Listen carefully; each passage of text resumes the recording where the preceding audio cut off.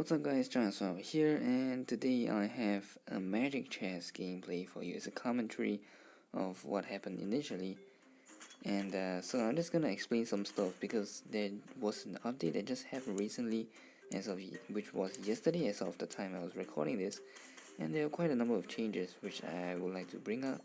Plus, their magic chess season is coming to the end soon, and I just want to explain a little bit about that. So anyway, let's talk about some changes here, but beyond that, the main strategy remains about the same. Try to find Cho and Diggy early so you can get your Eurydice synergy, and then that will help you to get extra gold in the early game, and then just try to lose your early rounds if you can. If not, it's not too much of a big deal if you can continue winning. Just don't end up in the win-lose alternation. Let's talk about a little bit of hero changes. There are a few new equipment items like Starfall Blade here, which lowers a target star level. And we have this Oracle looking item, but actually provides magic defense to all allied heroes as well as the user. And then we have Claw's Theft Device, which copies two items from the enemy composition in a sense. Early on, didn't really see too much, but try to get as much synergy as you can, even if it's very minimal. Just want to minimize the damage, minimize the pain or the damage I take for the little commander when I lose the match. So yeah, nothing much to say here. Didn't really get good stuff. Just gonna try to find duplicates of your 1 star or 1 gold heroes, because you can easily sell them for the original cost, even if you upgrade them to level 2 or level 3 and so on.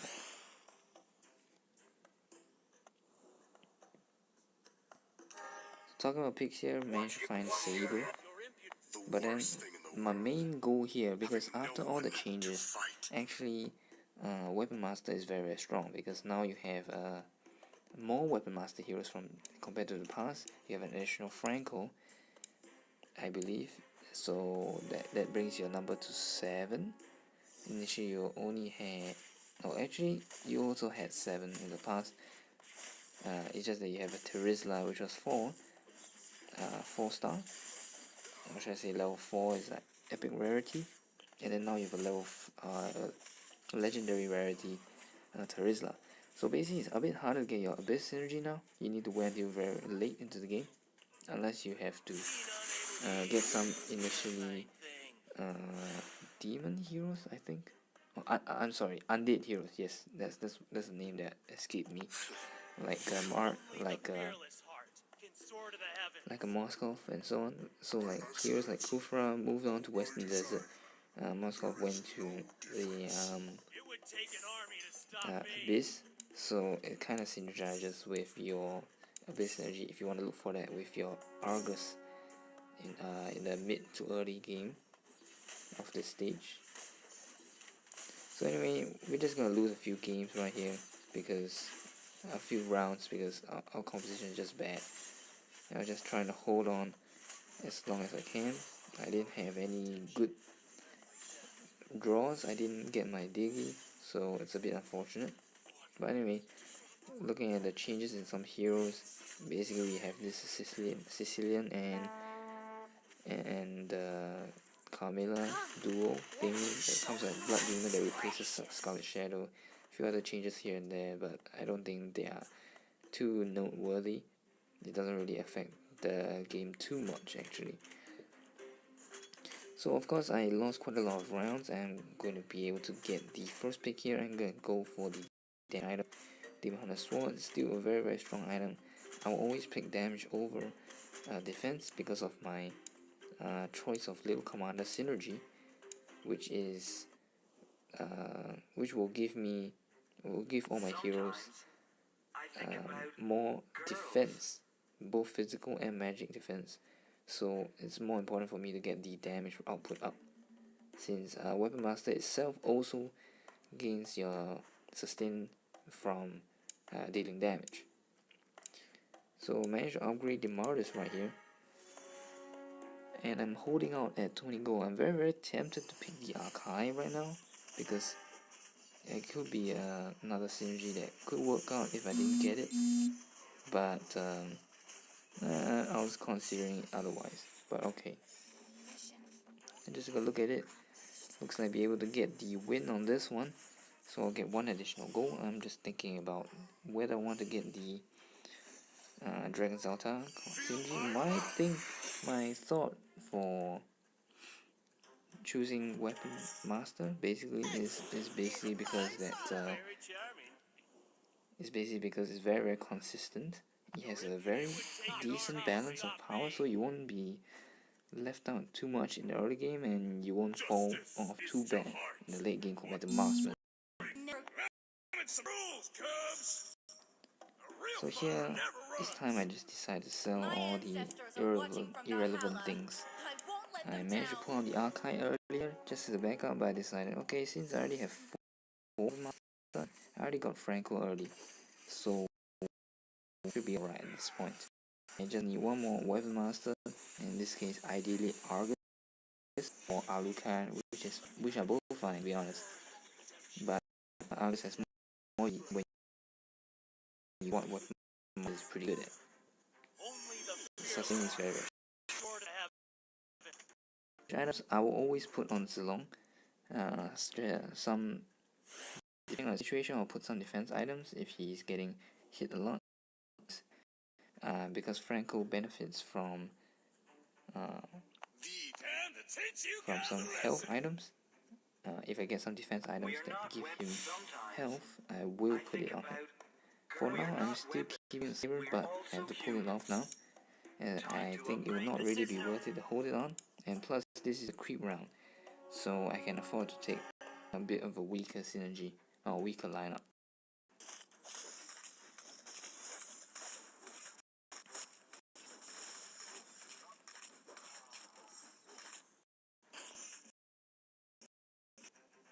Teach you some rules, Cubs. Here got a mirror and the blade of display, which is very nice. Other than that, looking at this, I'm gonna focus more on this pick section to see so you know what's on my screen right now. I have Argus, which can pull out my 6 hero, 6 weapon master synergy, and I'm gonna just put it down immediately because, well, I just don't want to waste so much time. I can choose not to do it. It's gonna save me some gold, and it's gonna assist me in getting more copies of the lower star heroes, or the what's they called, lower rarity heroes. But it's a bit of a risk to take because I'm gonna take a lot of damage, and typically you want to save some when it comes to the end point, because you might need more than a few rounds just to deal with enemy compositions or enemy lineups that may be very troubling. But of course, if you go very high risk early on, you will have a much better chance of finding heroes that you want or copies and starting up your lower rarity heroes, which could be pretty important as well. So it's a little bit of a balance of the two. In the end, it comes down to survival first, because you just don't want to get kicked out early on. So you gotta be very careful. Managed to find a 2-star Freya right here, so I'm gonna sell the Alucard. The thing about Weapon Master is that there's not really much of a point having more than 6. If you have 7, it's kind of earth, and then if you go and have 8, it's just ridiculous. So I will typically just keep the 6. I will never take any more. And you will notice that I always prioritize Franco and Freya because those are both part of Northern Vale. And because after the update, now you actually have 2 Northern Vale heroes that are from the Weapon Master class as well.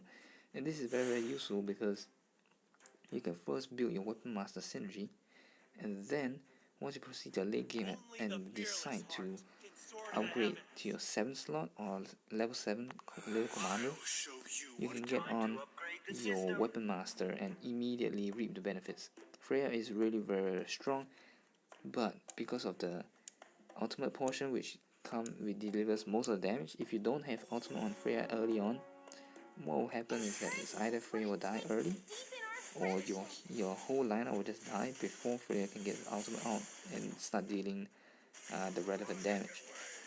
Which is why here I'm still keeping my main damage pool on Zilong, because he is the main damage. His basic attack deals the most damage and scales the most with damage items. Not attack speed, but that's all I have right now. And it's pretty useful as well, because he can trigger his skill. And you can see the damage proportion wise, Zilong is always at the top. Freya will be second, which is not too bad already, because Freya, it just shows that Freya is not dying out early.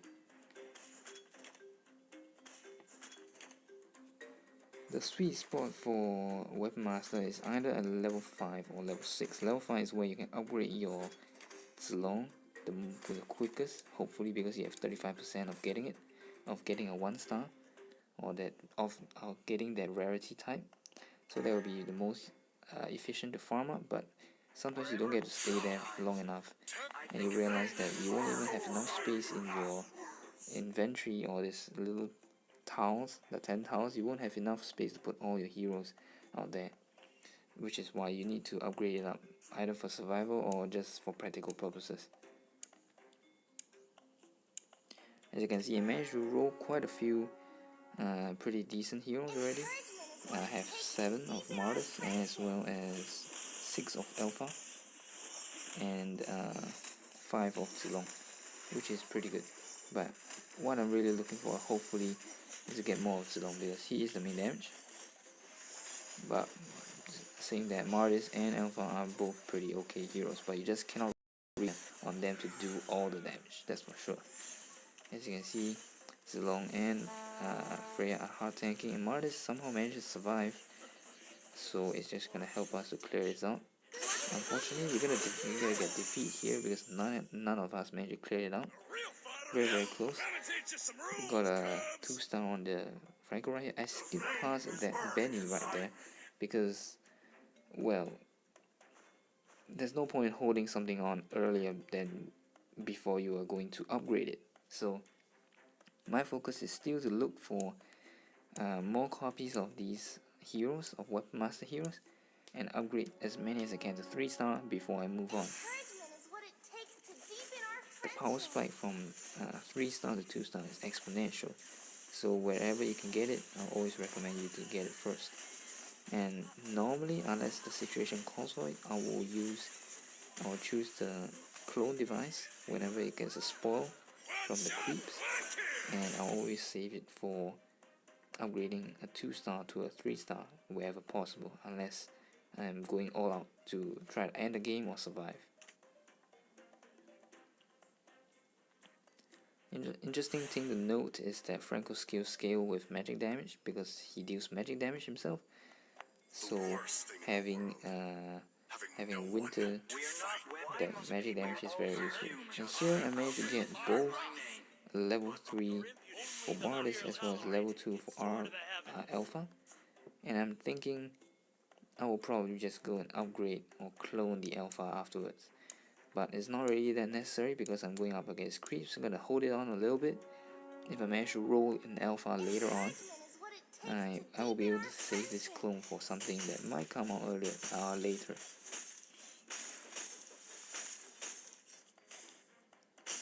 So basically, the idea behind this is you lose early, get your advantage in draws, and then you win in the mid to the late and try to eliminate as many as possible. You typically don't want things to drag on too long as Weapon Master as well. You hopefully can clear things out by around 20, because like otherwise other compositions like Assassins or Marksman will just start to overwhelm you, or even Wrestler. But just Wrestler with the changes is just so much harder to get it right, because you only get it at 2 stages, at 3 and 6 instead of 2, 4 and 6 before. So here I decided to upgrade the Alpha and put a Blade of Despair on him as well. I mean, I don't really have anyone to put it on other than him or Freya, and I don't want to risk too much on a 2 star hero that only gets the damage ramp up when Freya activates ultimate. So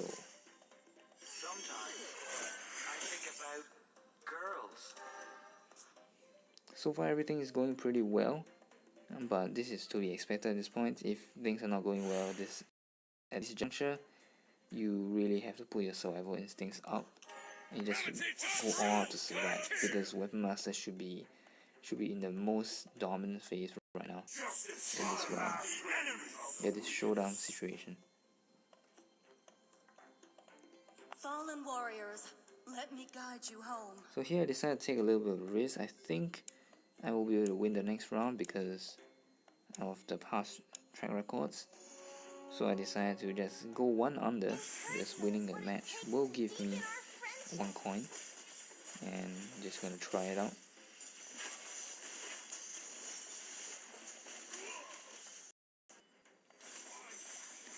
As you can see here, Freya immediately died in this round, so imagine if I put Blade of Despair on her instead. It might not have been too good of a situation. Zilong got eliminated as well, because here you can see the strength of the assassins coming out. Of course, we still managed to get it though, but it was very close. Eventually, it was Alpha who dealt the final blow.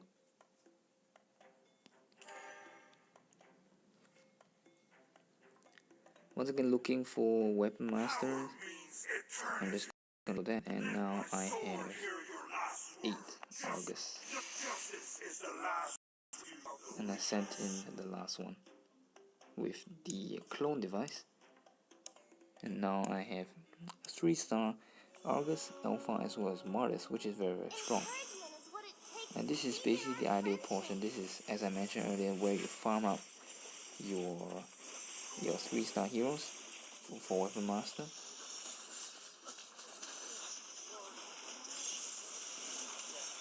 As you can see, Weapon Master is really dominating now, especially since I have 3-star heroes. And I'm currently on a very nice win streak right here. But you can see that the second ranked player who is using Dragon's Altar is also on a winning streak. And Dragon's Altar is one of those competitors to Weapon Master in terms of lethality in the late game. Because, well, Dragon's Altar is a bit harder to draft, but you get rewarded in the sense that it is actually much stronger as a composite, as a lineup in general. But of course, as I mentioned earlier, why we choose Weapon Master? Because it has good sustain, it has good early, mid, and late balance all the way. And the thing about Dragon's Altar is very hard to draft because you have a legendary that you need to get, as well as a couple of epics. And then not only do you have to get some sustain, because otherwise your line will just die too quick to burst. Lineups like assassins or even just Weapon Masters who have leveled up much faster, because you're basically just going to be one step ahead all the while. So you really need to be prepared if you're going for Dragon's Altar, which is why I normally don't go for it unless the situation is right. I always stand by something else. Even if I get Dragon's Altar early on, I need to stand by my Weapon Master, because that is the most reliable one. And a lot of cases where my Weapon Master actually arrived before Dragon's Altar just stuck at 3, just weren't able to finish it off. And here you can see Dragon's Altar is really starting to kick hard, because I'm unable to kill the Dragon's Altar because, well, they just keep attacking faster and faster with their immune from 1-1 as well as Link. It's a bit hard to get them over. And here now, since I have quite a 3 that are level 3 already, I just try to get more variety and prepare for the late game. So I brought in this little marksman as well as 2 Moskov earlier, but I think in terms of priority I will definitely go for Northern Vale first before Abyss. Simply because if you have Freya, well, Freya is just important. It's just a big deal to bring it all over and let Freya start dealing damage much faster. As you can see here, I'm having a bit of trouble. This is the assassin composition alongside some well, Dragon's Alta stuff.